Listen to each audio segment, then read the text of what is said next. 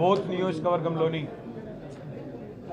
లఖంపూర్ soybean పంట కొనుగోలు కేంద్రాన్ని మా ఎమ్మెల్యే సోదరుడు అనిల్ జాదవ్ గారితో ఇంకా రైతన్నలతో మా ప్రశాంత్ రెడ్డి గారితో మా ఎమ్మెల్యే సంజయ్ గారితో జాన్సన్ గారితో అందరితో కలిసి అక్కడ రైతులతో ముచ్చటించి అక్కడ కొనుగోలు ఎట్లా జరుగుతున్నాయో తెలుసుకునే ప్రయత్నం చేసినప్పుడు రైతులు కొన్ని విషయాలు చెప్పారు.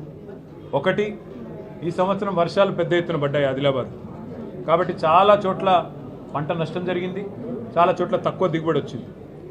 ఆ వచ్చిందే తక్కువ అంటే మీదికెళ్ళి మళ్ళీ ఇప్పుడు సోయా రంగు మారిందని చెప్పి కొంటలేరు, చెడిపోయిందని చెప్పి నిబంధనలు పెట్టి ఇబ్బంది పెడుతున్నారు, 7 క్వింటాలని చెప్పి కటింగ్ పెడుతున్నారు.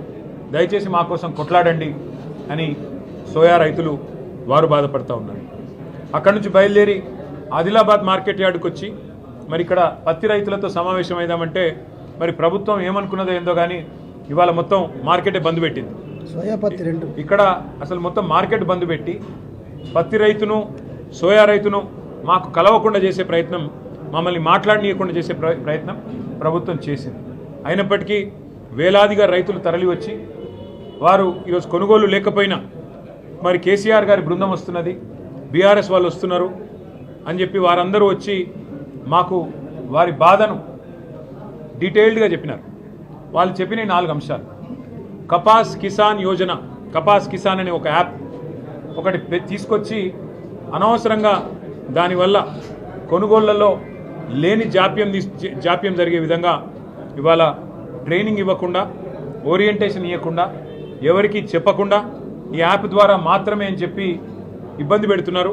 దయచేసి ఆ యాప్ తీసేయండి. గతంలో ఎట్లయితే మార్కెట్ యార్డ్కి వచ్చి డైరెక్ట్గా అమ్ముకునే పరిస్థితి ఉండేనో అది తీసుకురండి. నెంబర్ 1 వాళ్ళు చేసే రిక్వెస్ట్. ఎందుకంటే ఇక్కడ ఆదిలాబాద్లో ఉండే రైతన్నల దగ్గర, వాళ్ళ దగ్గర అందరి దగ్గర స్మార్ట్ ఫోన్లు ఉండాలనే తప్పకుండా పరిస్థితి ఏమీ లేదు. రెండవది కనెక్టివిటీ చక్కగా లేదు. కాబట్టి మరి ఇంకోటి మూడవది ట్రైనింగ్ లేదు. దానివల్ల నష్టమే తప్ప లాభం లేదు. ప్రతి సంవత్సరం ఈ పాటికి 5 లక్షల క్వింటాలు కొనేటోళ్ళు ఈసారి కేవలం 1,00,000 క్వింటాలు కూడా కొనలేదు అనే మాట వారు చెప్తా ఉన్నారు రైతులు. దాన్ని దయచేసి తీసేయాలి. గతంలో చేసినట్టుగానే మరి పాత పద్ధతిలోనే కొనుగోలు చేయాలనేది మా నెంబర్ 1 డిమాండ్. ఎందుకంటే రైతులకు ట్రైనింగ్ ఇవ్వండి. కావాలంటే వచ్చే సంవత్సరం పెట్టాలంటే ఒక ముందులే 2-3 నెలల నుంచి ట్రైనింగ్ ఇవ్వండి. అందరినీ ముందే ఆ ఓరియంటేషన్లకు తీసుకురండి.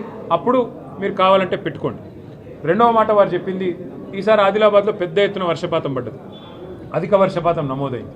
దాంతోపాటు ఆదిలాబాద్ జిల్లా అంటేనే మనకు దక్షిణ కాశ్మీర్ లాంటి జిల్లా, ఇది అద్భుతమైన జిల్లా, చలి కూడా ఎక్కువ ఉంటుంది ఇక్కడ. ఈరోజు నవంబర్ 18 నాడు మరి లోయెస్ట్ టెంపరేచర్ ఎంత ఉంది అంటే 6 డిగ్రీలు ఆదిలాబాద్లో ఉన్నది. మరి 6 డిగ్రీలు ఉండి అధిక వర్షపాతం అయితే నల్లరేగడి నీళ్ళల్లో పండించే పత్తిలో తేమ శాతం ఉండదా? ఖచ్చితంగా ఉంటుంది. కేసీఆర్ గారి ప్రభుత్వం ఉన్నప్పుడు తెలంగాణలో ఆనాడు 20% ఉన్న తేమ 22% ఉన్న ఇదే సీసీఐతో మేము కొనిపించినాం. కానీ ఇప్పుడున్న ప్రభుత్వం పట్టించుకోకపోవడం వల్ల రాష్ట్ర ప్రభుత్వం, కేంద్ర ప్రభుత్వం కూడా మరి విదేశాల నుండి తెల్ల బంగారం పత్తిని దిగుమతి చేసుకోవాలనే ఒక ఆలోచన ఎందుకు చేసిండ్రో, వాళ్ళకి ఎందుకు అవసరం ఏర్పడ్డదో మాకు తెలియదు. కానీ వాళ్ళు అట్లా చేయడం వల్ల, విదేశాల నుండి పత్తి దిగుమతి చేసుకోవాలనే ఒక ఒప్పందం కుదుర్చుకోవడం వల్ల ఇవాళ మన దేశంలో ఉండే పత్తి రైతులందరినీ కూడా ఆగం చేసే ప్రయత్నం కేంద్ర ప్రభుత్వం చేస్తున్నది. తన ఆలోచన లేని విధానాల వల్ల కేంద్రం ఇబ్బంది పెడుతుంటే ఇక్కడ ఉండే ప్రభుత్వం రాష్ట్రంలో వీళ్ళు కూడా పట్టించుకోకపోవడం వల్ల ఇవాళ ఆదిలాబాద్ పత్తి రైతులు ఆగమవుతూ ఉన్నారు. మాయిశ్చర్ కంటెంట్ అనే ఒక నిబంధన పెట్టి 8 నుంచి 12% మధ్యన ఉంటేనే కొంటామని, అది కూడా మాయిశ్చర్ ఎట్లెట్లా పెరిగితే అట్లట్లా మీకు రేటు తగ్గిస్తామని చెప్పి వాళ్ళు సీసీఐ అధికారులు నిబంధన పెట్టడం వల్ల ఇవాళ 8,110 రూపాయలు క్వింటాల్కు రావాల్సిన రైతన్న కేవలం 6,200 రూపాయలు వచ్చి పెద్ద ఎత్తున దాదాపు 1,800-1,900 రూపాయలు నష్టపోయే పరిస్థితి ఇవాళ ఇక్కడ ఆదిలాబాద్లో ఉన్నది. దాంతోపాటు 7 క్వింటాల్లే కొంటాం అనే నిబంధన పెట్టినారు. ఈ 7 క్వింటాల్ అనే నిబంధన కరెక్ట్ కాదు.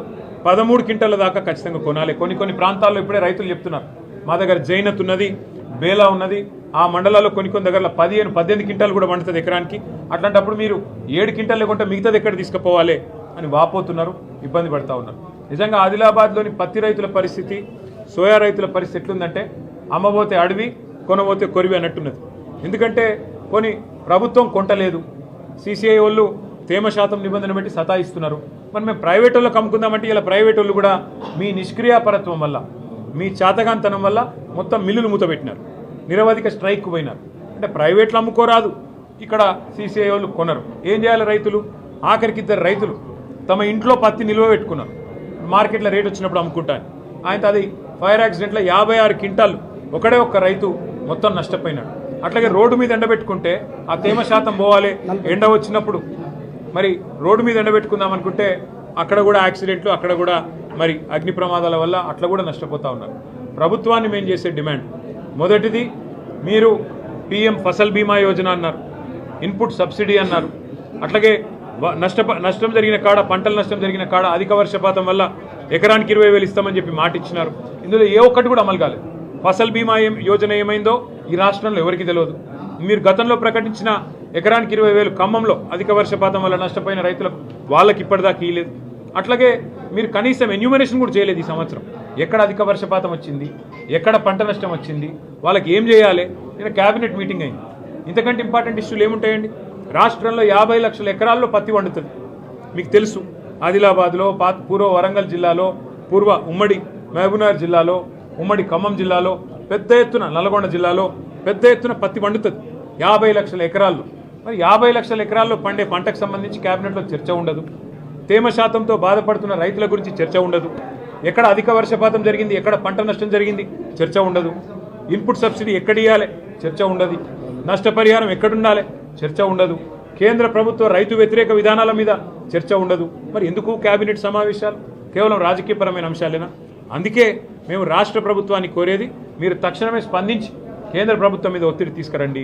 మేము ఇక్కడికి వస్తున్నామంటే నేను అక్కడ ఏదో వీడియో కాన్ఫరెన్స్ పెట్టినట్టు యాక్టింగ్ చేసిన వ్యవసాయ మంత్రి గారు, వీడియో కాన్ఫరెన్స్ పెట్టి ఏదో కేంద్రంతో మాట్లాడుతున్నట్టు. అంటే నిన్నటిదాకా మేల్కోలేదా మీరు? నిన్నటిదాకా మీకు తెలియదా? 5 లక్షల క్వింటాలు ఇప్పటి కొనుగోలు అయిపోవాలి, 1,00,000 క్వింటాలు దాటలే కొనుగోలు. అది చెప్తలేదా మీకు పరిస్థితి ఎంత దారుణంగా ఉందో, ఎంత ఇబ్బందికరంగా ఉందో ఆదిలాబాద్లో పరిస్థితి? అందుకే మేము రాష్ట్ర ప్రభుత్వాన్ని డిమాండ్ చేస్తున్నాం, మీరు కనీసం యూరియా ఇవ్వలేకపోయినారు, మీరు కనీసం కరెంట్ చక్కగా ఇస్తలేరు, రైతు బంధు టైంకి ఇస్తలేరు, రుణమాఫీ చక్కగా చేయలే. అయినా రైతులు కష్టపడి పంటలు పండిస్తే వాళ్ళకు మద్దతు ధర కూడా ఇవ్వకుండా, కొనుగోలు కూడా చక్కగా చేయకుండా ఇంకా ఎంత రాచి రంపాన పెడతారు? ఇది పద్ధతి కాదు. అందుకే 21 తారీఖు నాడు ఈ ఆదిలాబాద్ అన్నదాతలందరూ కలిసి అఖిలపక్షంగా ఏర్పడి మా పార్టీని కూడా అడిగినారు, మీరు కూడా రావాలా, రహదారుల దిగ్బంధం చేద్దాం, జాతీయ రహదారుల దిగ్బంధం, అట్లయితేనే కేంద్ర ప్రభుత్వానికి తెలుస్తుందని చెప్పి బోరస్ దగ్గర, ఇచ్చోడ దగ్గర 2 పాయింట్లలో వారు పెద్ద ఎత్తున వారు ధర్నా పెట్టినారు. దానికి మా నాయకుడు అనిల్ జాదవ్ గారు, మా కోవలక్ష్మి గారు, మా జోగురామన్న గారు, మా ఆదిలాబాద్ జిల్లా నాయకత్వం మొత్తం, ఆసిఫాబాద్ జిల్లా నాయకత్వం మొత్తం హాజరవుతారు. తప్పకుండా దానిలో మా పార్టీ కూడా పాల్గొంటుంది, రైతుల తరఫున పోరాటం చేస్తాం. అట్లాగే మా కేసీఆర్ గారు ఇవాళ మమ్మల్ని అందరినీ, శాసనసభ్యుల బృందాన్ని, అదేవిధంగా సీనియర్ నాయకుల బృందాన్ని ఇక్కడికి పంపడంలో ఒకటే కారణం ఉంది. రాష్ట్ర వ్యాప్తంగా అటు వరంగల్లో, ఖమ్మంలో, మహబూబ్ నగర్లో, నల్లగొండలో, అన్ని జిల్లాల్లో కూడా ఇవాళ మా నాయకులు పర్యటిస్తూ ఉన్నారు. రాష్ట్ర ప్రభుత్వం మీద ఒత్తిడి తేవాలా, కేంద్ర ప్రభుత్వం మీద ఒత్తిడి తేవాలా, అన్నింటికి మించి రైతుకు భరోసా ఇవ్వాలా. ఒకటే రోజు మొన్న పత్తి రైతులు ఇద్దరు ఆత్మహత్య చేసుకునే పరిస్థితి. ఈ 2 ఏళ్ల కాంగ్రెస్ ప్రభుత్వంలో 700 పైచిలకు రైతులు ఇప్పటికే ఆత్మహత్య చేసుకున్నారు. అందుకే వారిలో విశ్వాసాన్ని నింపడానికి మీరు ధైర్యంగా ఉండండి, కొట్లాడదాం, సావొద్దు, చచ్చిపోయి సాధించేది ఏమీ లేదు, మీకోసం కొట్లాడడానికి మేమున్నాం అనే భరోసా నింపడానికే వాళ్ళ ఆదిలాబాద్కి వచ్చినాం. ఆదిలాబాద్ తర్వాత బోత్ తర్వాత ముదోలు కూడా పోతున్నాం, అక్కడ కూడా రైతులతో మాట్లాడతాం, వారికి కూడా విశ్వాసాన్ని ఇచ్చే ప్రయత్నం చేస్తాం. ఇలా మేము ఇక్కడికి వస్తున్నాం అనగానే 2 పనులు చేసారు. ఒకటి, సోయా 7 క్వింటాల నుంచి 10 క్వింటాల కొంటామని చెప్పి బుద్ధి తెచ్చుకొని ఒప్పుకున్నారట, సంతోషం. కానీ పత్తి కూడా అదే పని చేయాలి, 7 క్వింటాలు 13 క్వింటాలు చేయాలని మేము డిమాండ్ చేస్తున్నాం. అట్లాగే రెండోది కూడా చెప్పిరట, ఏది ఫింగర్ ప్రింటింగ్ తీసేసిరు, బయోమెట్రిక్ తీసేసిరు అని చెప్పి, సంతోషం. చాలామంది పెద్ద మనుషులకు ఫింగర్ ప్రింట్స్ పోతాయి, కూలి పని చేసుకుంటే వాళ్ళకు, కష్టపడి పని చేసే వాళ్ళకు, వాళ్ళకు పెద్ద వయసులో ఫింగర్ ప్రింట్సే పని చేయయి, కాళ్ళ నొప్పులు, కీళ్ళ నొప్పులు ఉంటాయి. కావాలంటే ఆధార్ కార్డు చూసుకోండి, కావాలంటే రేషన్ కార్డు చూడండి, చూసి ఏ కుటుంబ సభ్యుడు వచ్చినా బిడ్డనో కొడుకో తీసుకొస్తే ధాన్యం కొనుగోలు చేయండి. ఈ పనికిమాల నిబంధనలు తీసేయండి, రైతులను ఇబ్బంది పెట్టవద్దు అని మళ్ళొక్కసారి రాష్ట్ర ప్రభుత్వానికి, కేంద్ర ప్రభుత్వానికి చెబుతూ సీసీఐ అధికారులను కూడా కలిసి వారికి చెప్పాం, వివరంగా సమస్య మొత్తం చెప్పాం. సార్ మా పరిధిలో ఏమి ఉండదు, మేము మినిస్ట్రీకి చెప్తాము, పెద్దవాళ్ళకి చెప్తామన్నారు. అందుకే బీజేపీని కూడా మేము అడుగుతున్నాం, ఇక్కడ ఉన్న ఎంపీని, ఇక్కడ ఉన్న ఎమ్మెల్యేని కూడా మేము అడుగుతున్నాం. మీ ప్రభుత్వం ఉంది కేంద్రంలో, అల్టిమేట్గా ఇది రాజకీయపరమైన నిర్ణయం, రైతులకు చేయాలా అనేది విధానపరమైన నిర్ణయం అవుతుంది. మీరు కేంద్రం మీద ఒత్తిడి తెండి, కావాలంటే అఖిలపక్షం పోదామంటే మేము కూడా వస్తాం, కలిసి వద్దాం, కలిసిపోదాం. రైతుల విషయంలో రాజకీయం అవసరం లేదు. కేంద్ర ప్రభుత్వం కూడా తప్పకుండా స్పందించాలి. ఇక్కడ ఉన్న ఎమ్మెల్యే ఎంపీ కూడా స్పందించాలి. ఇదివరకు మీరు ఆదిలాబాద్లో మాటిచ్చారు, CCI తెరిపిస్తామన్నారు, సిమెంట్ కార్పొరేషన్ ఆఫ్ ఇండియా, అది కూడా తెరిపియలే. ఇప్పుడు CCI, ఇంకో CCI, cotton corporation of India, దాన్ని కూడా చక్కగా పనిచేయనిస్తలేరు. దాంతో కూడా కనీసం రైతులకు సాయం అయ్యేది ఉంటే దాన్ని కూడా చక్కగా నడుపుతలేరు. ఆ పరిస్థితిని పట్టించుకోవాలా. పార్లమెంటులో అట్లాగే కేంద్ర ప్రభుత్వంలో అఖిల పక్షాన్ని తీసుకొని పోయి అయినా సరే రైతుల తరఫున నిలబడాలని చెప్పి బీజేపీ ఎంపీ గారిని, ఎమ్మెల్యే గారిని కూడా కోరుతున్నాం. ఇక్కడ ఉండే ఇద్దరు కేంద్ర మంత్రులు కూడా, కిషన్ రెడ్డి, బండి సంజయ్ గారు, ఇద్దరు స్పందించాలని చెప్పి కూడా వారిని కూడా డిమాండ్ చేస్తూ 21 నాడు జరిగే ధర్నాను పెద్ద ఎత్తున ఆదిలాబాద్ రైతన్నలందరూ కూడా పాల్గొని విజయవంతం చేయాలి. మా బీఆర్ఎస్ శ్రేణులు కూడా అందులో పాల్గొనాలని చెప్పి కూడా వారికి కూడా పిలుపునిస్తూ సహకరించిన మీడియా కూడా, ఇవాళ మీకు కూడా ఇబ్బంది అయింది అక్కడ నేను చూసిన, మీరు కూడా సహకరించి చాలా మరి ఇంత చలిలో కూడా మరి సహకరించినందుకు మీడియా కూడా హృదయపూర్వకంగా ధన్యవాదాలు, నమస్కారాలు. జై తెలంగాణ.